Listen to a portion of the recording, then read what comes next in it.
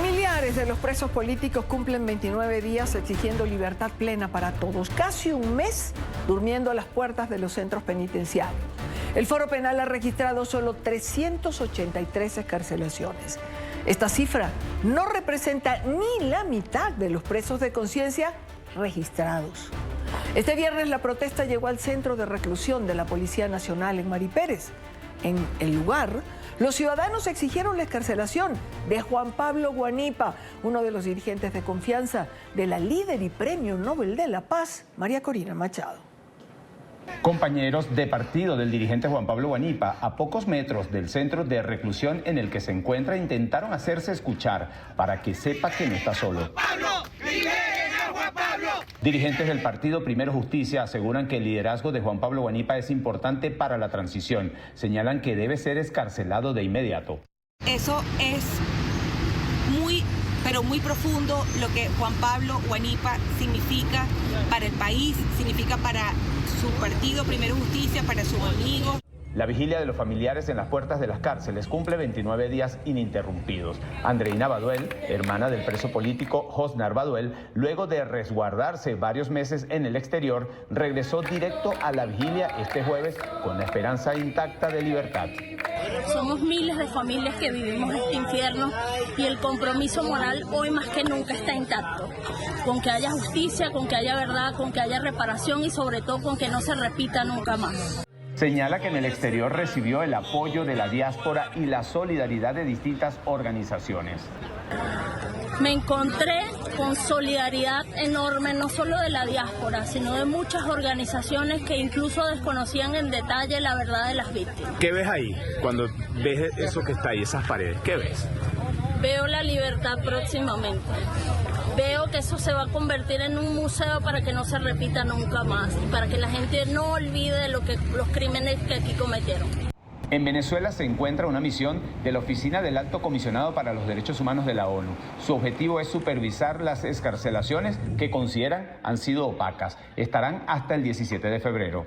Por ejemplo, para esa misión sí es muy importante, no como lo dice el gobierno, que criminaliza a las organizaciones de derechos humanos. No, para esta misión es muy importante el trabajo que vienen realizando las organizaciones de derechos humanos. Entonces va a haber un trabajo de validación entre lo que tienen estas organizaciones, los comités de víctimas y los testimonios personales con las cifras que arroja el discurso oficial. El coordinador de Provea, Óscar Murillo, señala que si desde el régimen madurista se habla de un nuevo tiempo político, las acciones deben demostrarlo. Fue detenido en el año 2020, en el contexto posterior a la llamada Operación Gadeón. Desde entonces permanece privado de libertad, sin un juicio justo ni garantías procesales, acusado por el régimen venezolano de presuntos delitos contra la seguridad nacional, cargos que su familia y organizaciones de derechos humanos califican como fabricados y de carácter político. Recordemos que según cifras del Foro Penal venezolano, 182 presos políticos militares permanecen en los centros de tortura del régimen venezolano. Ahora sí, está con nosotros Maciel Cordones, que es la madre del teniente de este preso, otro preso político militar. Maciel, bienvenida, gracias por acompañarnos. Gracias a ustedes, gracias por estos espacios para poder visibilizar y bueno, explicar lo que aquí vivimos. Sí, intentamos siempre explicar lo que se viven, pero nunca es igual que el testimonio de ustedes. Un anuncio de liberación de presos que no termina de concretarse. ¿Por qué no sueltan a los presos políticos? ¿No es más simple abrir las puertas para dejarlos salir, así como se cerraron para dejarlos adentro? Esa es la pregunta que todos nos hacemos. El por qué tan difícil. El por qué no abrir esas puertas de inmediato, donde tienen tantas personas injustamente privados de libertad. En el caso... tantos inocentes, el simple hecho de pensar distinto. En el caso de su hijo, Maciel, 5 años privado de libertad, ¿qué ha pasado en todo este tiempo? Bueno, él, como usted lo dice, él fue detenido el 10 de mayo del 2020. Estuvo en el helicoide por 4 años.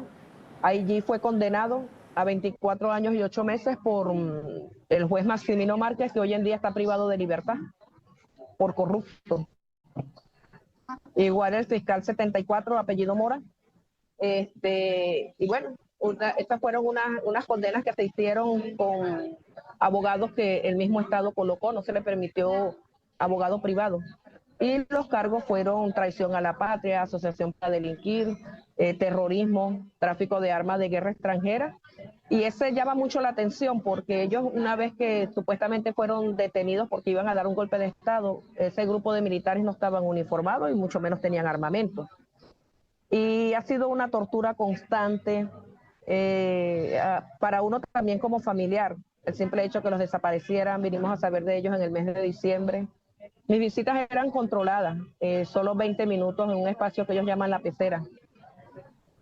Y bueno, verlo allí, verlo en esa situación, enterarme por los medios que lo habían privado de libertad como madre no es fácil, como familia no es fácil.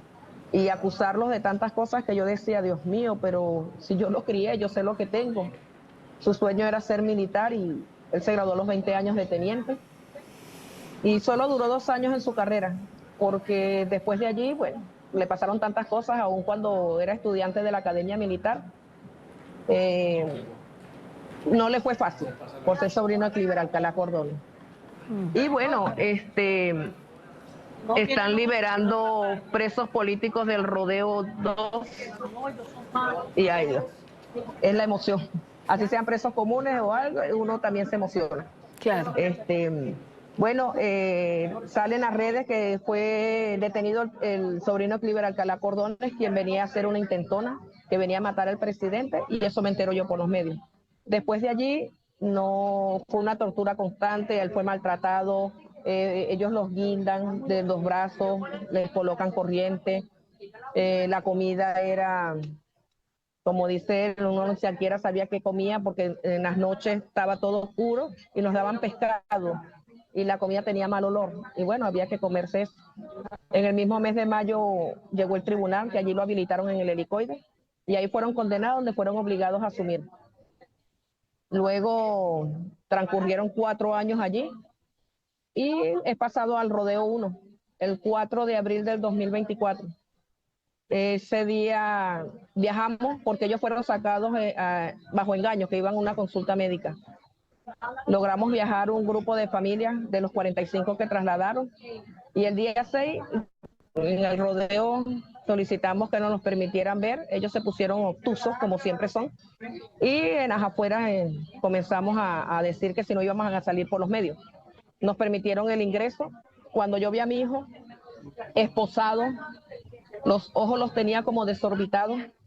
Yo le digo que qué le pasaba, me dice, mamá, esto es un infierno, esto es peor que el helicoide. Y si el helicoide es el centro de tortura más grande de Latinoamérica, bueno, se queda pequeño a lo que han vivido aquí en el rodeo. Y me dijo, esto aquí no es fácil. Aquí llegamos, el día que llegamos nos torturaron, nos metían los pales en la boca y no, bueno, la comida nos las quitaron. Cada 15 minutos golpean las rejas para que nos despertemos y no nos dejan dormir. Después acomodaron las visitas, a mí me tocó los días domingos y visitarlos 20 minutos. Pero en ese trayecto yo venía una vez al mes, vivo fuera de acá de Guatire, 8 o 9 horas de carretera. Y me tocaba visitarlo una vez al mes por lo económico. Claro. En el mes de noviembre del 2024 ocurre una situación allí en el rodeo, muchos extranjeros privados de libertad, el que ingresaba aquí a Venezuela lo dejaban preso. Y él dice que ellos estaban pidiendo que le dieran comunicación con sus familiares y como no se lo que hicieron fue maltratarlos y gritarles, ellos salieron en apoyo a los extranjeros. Y ahí fueron vilmente golpeados, desaparecidos por 100 días. Allí hubo personas que los inyectaron, heridos con perdigones, vomitaban la sangre y así desaparecieron a 22. Cuando tengo la oportunidad de escuchar testimonios como el suyo, me pregunto en ocasiones quién en realidad, quién o quiénes son los delincuentes, los que injustamente están encarcelados y privados de libertad, o los que custodian o envían a estos inocentes a las cárceles. Yo en unas declaraciones que di hace 2 semanas, yo sí me exalté y dije que ellos los llaman delincuentes. Le dije que más delincuentes eran los custodios que allí estaban, porque uno no sabe ni con quién habla, ellos están encapuchados. ¿Por qué los llamo delincuentes? uno les llevaba la paquetería, ellos no se la pasan completa. Y cuando funcionarios que tocaron hacer allanamiento en viviendas, una vez que se los llevaban, ellos se les quitaban los televisores, se llevan sus cosas del hogar. Eso es ser delincuente, eso es robo. Bueno, o hurto, vamos a decirle esa palabra para no... Pero el trato cruel e inhumano que hacen con ellos. Por eso es que yo los llamo delincuentes, por eso es que yo los llamo malandros. Maciel. Y así lo hice públicamente. Maciel, ¿tiene usted fe? ¿Usted cree que vamos a lograr la libertad? ¿Que va a ser posible la libertad de su hijo y de otros presos? Yo la creo, estoy convencida que sí. El proceso está lento, pero yo sé que esto no va a durar tanto tiempo. Como me dice él, mamá, tienes que... Él me dice, no pierdas la fe. Yo soy hijo de una guerrera y tú tienes que ser fuerte. 25 años no voy a durar aquí. Tienes que tener paciencia. De repente no salgo hoy, no salgo mañana, pero este año sí es. Las puertas se están abriendo y confiamos mucho en Dios. Ellos están aferrados a Dios. Ellos dicen que es una guerra espiritual. Y sí tengo fe, porque yo sé que Dios nos va a abrir esas puertas y nos va a dar ese milagro. Mi corazón de madre me dice que sí. ¿Por qué cree que tardan tanto en cumplir lo que han prometido? ¿Por qué este proceso lento, hiriente, lleno de incertidumbre para los familiares? Nosotros pensamos aquí, entre los familiares que nos reunimos, aquí ahorita vemos más de 60 familias, aquí pernoctamos hasta 120 familias de distintos estados esperando que estas puertas se abran, que eso no lo han hecho completo porque aquí hay todavía personas desaparecidas. Y queremos pensar de que es que los tienen en cautiverio y no que lo han desvivido. Conclusiones que sacamos nosotros, que ellos no han abierto esas puertas completas, porque ¿qué explicación van a dar cuando uno de esos presos políticos no aparezca? ¿Qué explicaciones nos van a dar cuando vengan malheridos?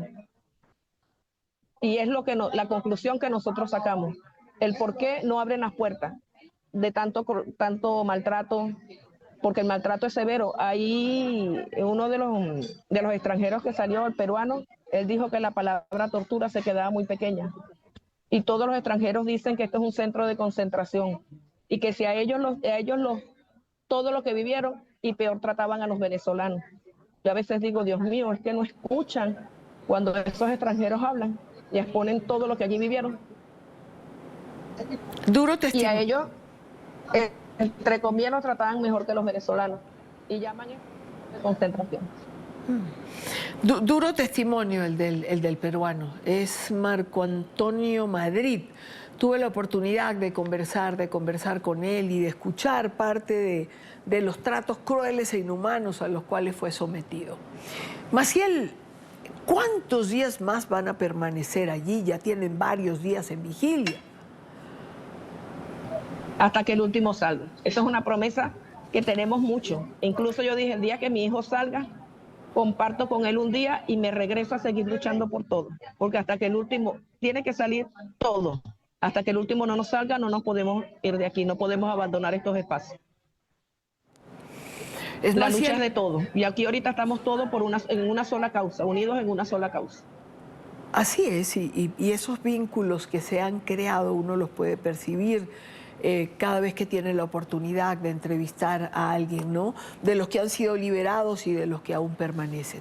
Es Maciel Cordones, madre del teniente y del preso político venezolano José Ángel Barreno Cordones. Maciel, gracias por acompañarnos, gracias por su testimonio. Gracias por visibilizar, gracias por escucharnos y sacar estas noticias que el mundo entero sepa. Y que esa cantidad de presos políticos que dan, eso es falso. Aquí en el rodeo nosotros estamos en las afueras y aquí se han salido 30, es mucho.